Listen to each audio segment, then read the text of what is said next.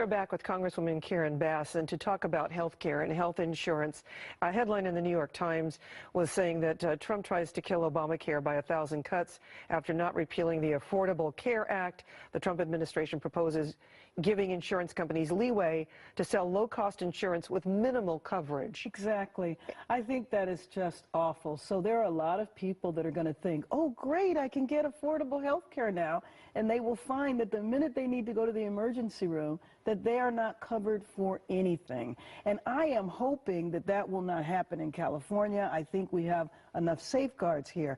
But you can imagine many of the states that refuse to implement the Affordable Care Act. That's where those people will be sold those policies. That's what they fought for. Doesn't cover cancer, doesn't cover maternity, doesn't cover mental health. You know, that's so sad because you know that people are not going to be told that when they buy those packages. Well, on this program, State Insurance Commissioner Dave Jones said that this is junk insurance and that it will put people in a death spiral.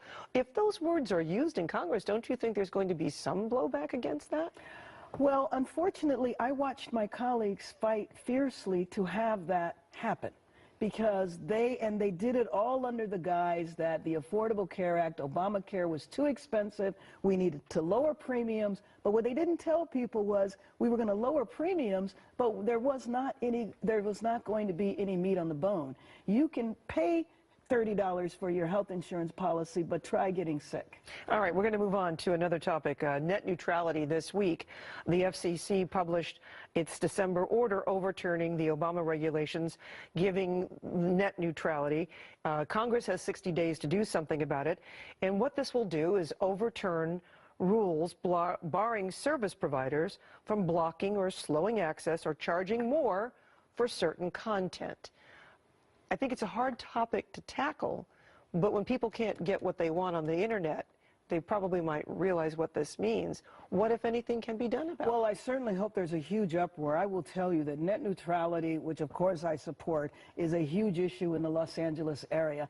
What it's going to create is it's going to create first-class and second-class access to the internet.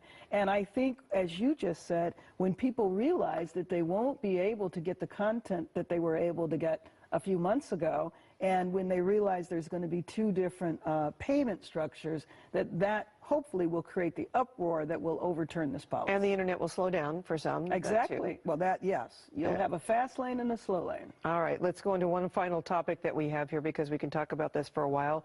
The Academy Awards, as we air now, will be coming up in a week. There has been in Hollywood such a focus on sexual harassment.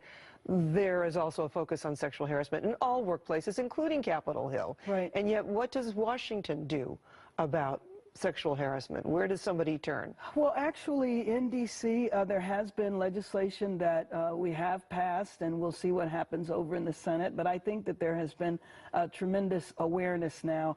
What we are in the middle of in our country is we're undergoing a cultural change. And I'm hoping that the students that are initiating the movement around guns will create a second culture change. So as our society re-looks at how we interact in the workplace and in society, hopefully we'll come up with a new set of standards that will become second nature in a few months. Right now it's very uncomfortable and a lot of people are falling because of it, because of their past behavior, but I'm hoping that it'll set a new standard. Well, in Washington, what's being discussed? I mean, there's, certain people who have been accused.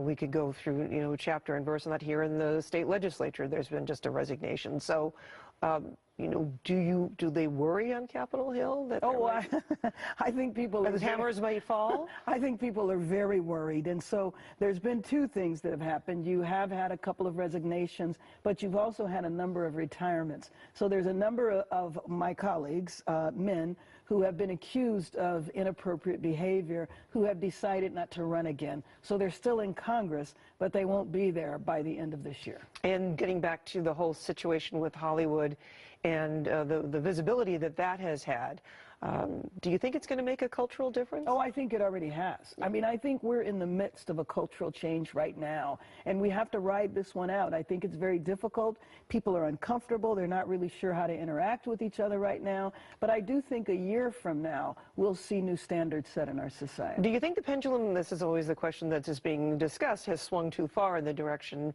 of, under any accusation, someone is being pressured to resign? Well, I am definitely worried about that, and I'm particularly worried about young women, because we could have a situation, and I've heard a lot of anecdotal conversation and incidents where people are saying that they're going to be afraid to hire young women, and we don't want that to happen at all. So, but that's why I think we're in the difficult stage right now, and I know we'll get through this, but I do think it's common when we undergo cultural changes that we have months of discomfort. All right, Congresswoman Bass, 37th District, thank you for joining us today. Thanks for having me on. Come back again and see us. Appreciate it. All right, thank you.